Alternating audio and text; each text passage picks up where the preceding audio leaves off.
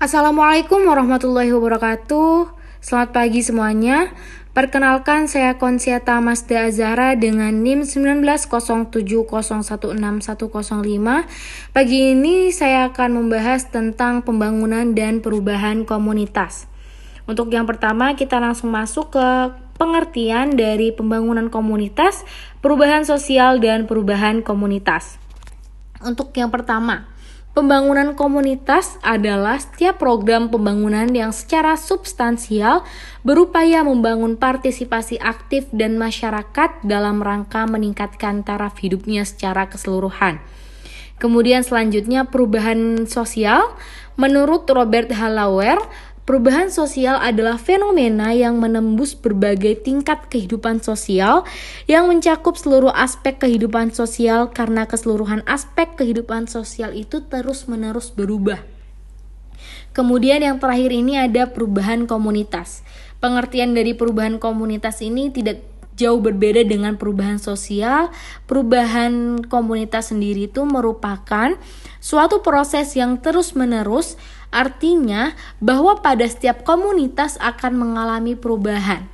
Akan tetapi, perubahan antara komunitas yang satu dengan komunitas yang lain itu tidak selalu sama, tergantung kepada kecepatan dalam melakukan proses belajar dalam mengakses informasi. Kemudian selanjutnya ada ciri-ciri perubahan sosial. Yang pertama ini tidak ada masyarakat yang stagnan. Oleh karena itu, setiap masyarakat mengalami perubahan-perubahan yang terjadi secara lambat atau secara cepat. Jadi masyarakat itu nggak ada yang di situ-situ aja, pasti akan mengalami perubahan meskipun itu dalam waktu yang dekat atau dalam waktu jangka panjang. Kemudian yang kedua, perubahan-perubahan yang terjadi pada lembaga sosial tertentu akan diikuti dengan perubahan-perubahan pada lembaga-lembaga sosial lainnya.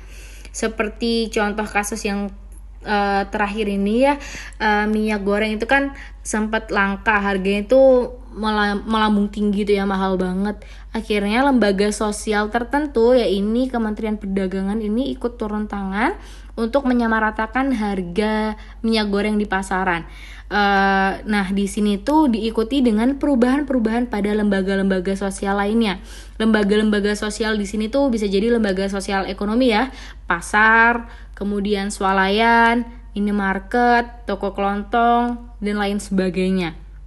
Kemudian yang terakhir, perubahan-perubahan sosial biasanya mengakibatkan terjadinya disorganisasi yang sifatnya sementara di dalam menyesuaikan diri. Kemudian selanjutnya kita masuk ke kategori perubahan sosial. Nah, kategori perubahan sosial di sini tuh ada 3. Yang pertama immanent change. Mohon maaf di sini saya salah penulisan, yang benar itu immanent change. Kemudian selective contact change, dan yang terakhir ada directed change. Untuk yang pertama, immanent change itu apa sih? Immanent change itu bentuk perubahan sosial yang berasal dari dalam sistem itu sendiri dengan sedikit atau inspirasi dari luar. Kemudian yang selective contact change ini outsider atau orang luar yang secara tidak sadar dan spontan membawa ide-ide baru kepada anggota-anggota pada suatu sistem sosial. Kemudian yang terakhir directed change. Directed change sendiri ini apabila ide-ide baru atau cara-cara baru dibawa dengan sengaja oleh outsider atau orang luar. Kemudian kita lanjut ke proses perubahan. Nah, perubahan sosial ini tuh akan terus berlangsung sehingga mengalami perubahan dari masa ke masa. Di masa yang akan datang tuh mungkin nanti perubahannya itu sangat signifikan. Jadi dari tahun ke tahun itu pasti kelihatan banget perubahannya. Untuk proses perubahan yang pertama ini ada invention. Invention ini merupakan proses perubahan dalam masa suatu ide baru diciptakan dan dikembangkan di dalam masyarakat. Kemudian yang kedua ada diffusion. Diffusion ini proses saat ide-ide baru ini disampaikan melalui sistem-sistem hubungan sosial tertentu. Dan yang terakhir ada consequence. Consequence ini proses perubahan yang terjadi dalam sistem masyarakat tersebut sebagai hasil dari adopsi penerimaan maupun rejection penolakan terhadap ide-ide baru. Demikian presentasi yang dapat saya sampaikan. Mohon maaf apabila ada salah-salah kata. Wabillahi taufik wal hidayah. Wassalamualaikum warahmatullahi wabarakatuh.